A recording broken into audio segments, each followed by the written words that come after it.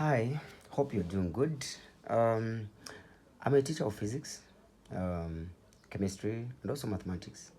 I'd like just to help you today just understand one topic, which is linear motion terms. I find it fascinating when I give some questions to my pupils and then they get some simple questions wrong. So I think I should add more light to just want to bring out some of the things that they should know on this topic so that at least they'll understand better. Okay, so let's get into the video. So what are we talking about? We're going to talk about linear motion. Linear motion in physics, we have different types of motion. We have motion that go around, motion that move that cannot be predicted, and we also have motions that move in a straight line. These are the ones that we call linear motion. So under linear motion, there are some of the terms that are essential and that you need to understand for you to be able to calculate questions under linear motion. For example, the term distance. It's a very important term. You don't have just to memorize it, but understand it. So when you say distance, what does that mean? So distance, this is the length between 2 points. This is how simplified I can make it.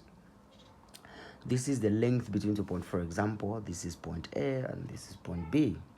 The reason why you have your ruler with you in your mathematical set is because it's there to help you measure length, okay, which is distance. And you know, it has different types of units, but the international unit standard that you use, which we call the SI unit for distance, is meters. So when you are asked to calculate for length, make sure that you leave it in meters because those are the SI units of of distance. Let's move on. So that's what we can talk about concerning distance. This is just a length between 2 points. Okay, let's go to another term, which is speed. Okay, definition. Let's define speed. So speed in a nutshell, we can say speed is the rate of change of distance with time. This is what speed is. This is the rate of change of distance with time. So the time in which distance is changing is called speed. Formula.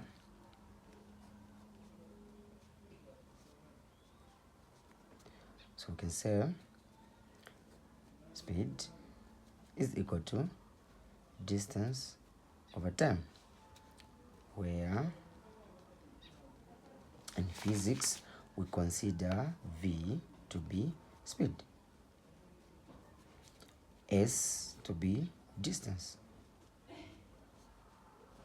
and T to be time. As simple as that. Okay, what else I was supposed to know? The SI units. So the SI units, let me say SI units, okay, are meters per, okay,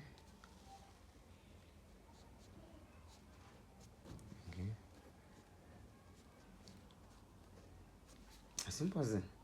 So you find any quantity, physical quantity, which is in meters per second, just know that that is speed. Okay, let's talk about velocity.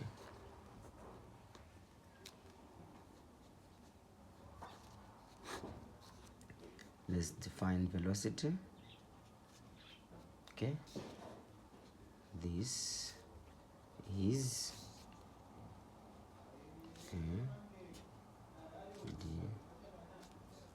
this is the rate of change of displacement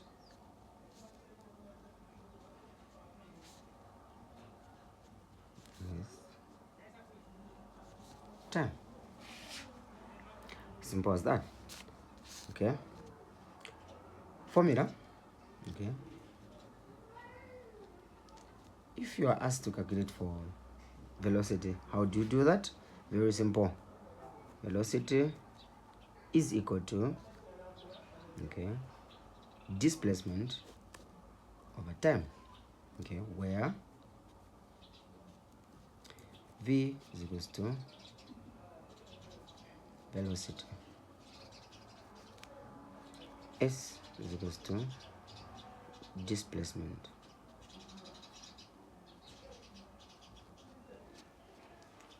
and t is equals to time. Okay, what else? SI unit. SI unit. SI unit of velocity is meters per second, which is meters per second.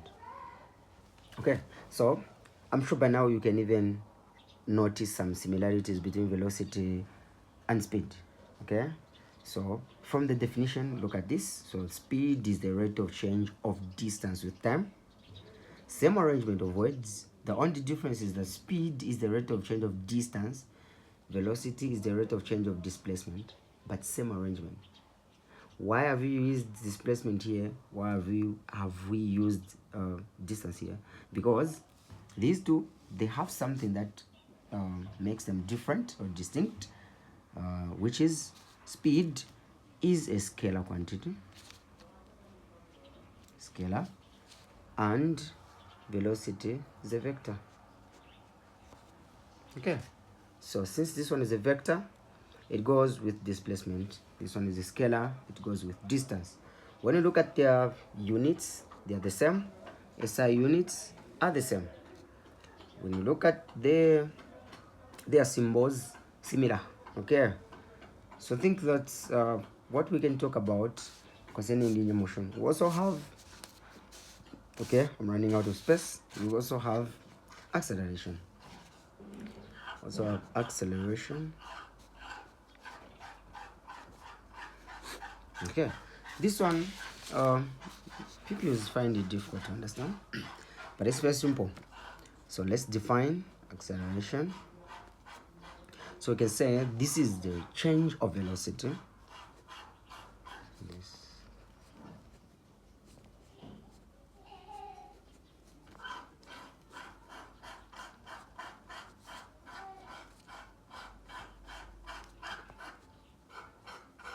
Okay, so that is what acceleration is.